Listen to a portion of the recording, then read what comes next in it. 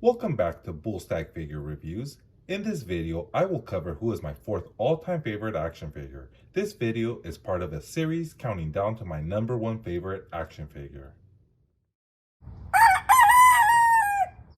In my last 6 videos, I revealed that my 10th, 9th, 8th, 7th, 6th, and 5th favorite action figures are Special Edition Series 7 Spawn 3, Marvel Select Disney Exclusive Carnage, Storm Collectible Street Fighter 2 The Final Challenger Zangief, McFarlane Gold Label Azrael's Suit of Sorrows, Marvel Legends Build-A-Figure Venom Pool, and SH Figure Arts Street Fighter 5 Vega, in that order. In those videos, I covered why they have a spot on my top 10 list, so if you haven't had a chance to watch those, please be sure to check them out.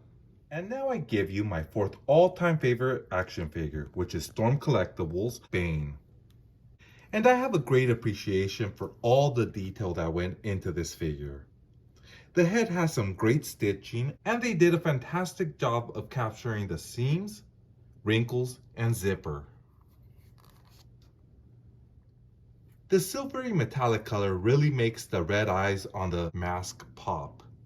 The tubes that connect from the back of his head, arms, and legs to the back of his canister is just stunning. They are transparent green and flexible, so they don't get in the way of articulation. I also like how ripped they made him with the venom that is visibly flowing through his veins. The sculpting is simply amazing throughout the whole figure. Bane is a beast. He stands at almost 10 inches. He fits well with other Storm Collectible figures and can work with other 7-inch lines. Here he is next to McFarlane Batman. It may be harder to sell him with the 6-inch line. Here he is with Marvel Legends Daken. Finally, here he is with Storm Collectibles, Injustice, Gods Among Us, Darkseid, and they look great. Bane has a ball joint connecting his head to his neck, and he has another joint at the bottom of his neck that also gives him an articulated neck.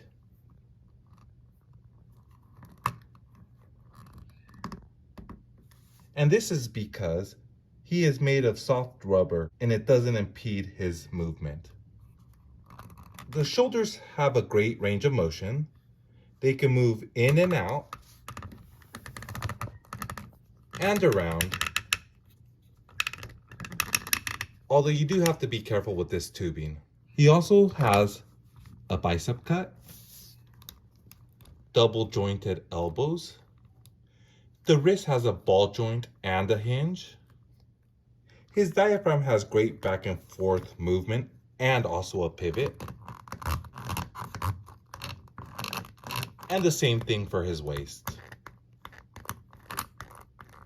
Bane's legs can go all the way up and down, in and out, pretty far. He doesn't have a thigh cut, but he does make up for it with some hip articulation. He has double jointed knees. His boots can go up and down, although they are affected by the sculpting, and they have a slight rocker and a toe hinge. Unfortunately, I don't have the box on hand, but Bane was included with alternate hands, and that was pretty much it. I wish he would have been included with a tad bit more accessories, especially for his price point. Bane the character is of course a supervillain and one of Batman's greatest adversaries. Bane grew up incarcerated in the Peña Duro prison. He spent most of his early life building up his strength, both physically and mentally. Because Bane was able to establish himself as the king of Peña Duro, the prison's controllers took note and forced him to become a test subject for the drug known as Venom. I just love this character. Bane might possibly be my favorite DC character of all time.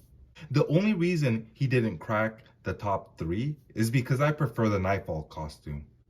But even with that, I truly feel like this is the best Bane that I own. In the next video, I will finally hit my third favorite action figure of all time. So if you enjoyed this video, please be sure to comment, like, share, and subscribe.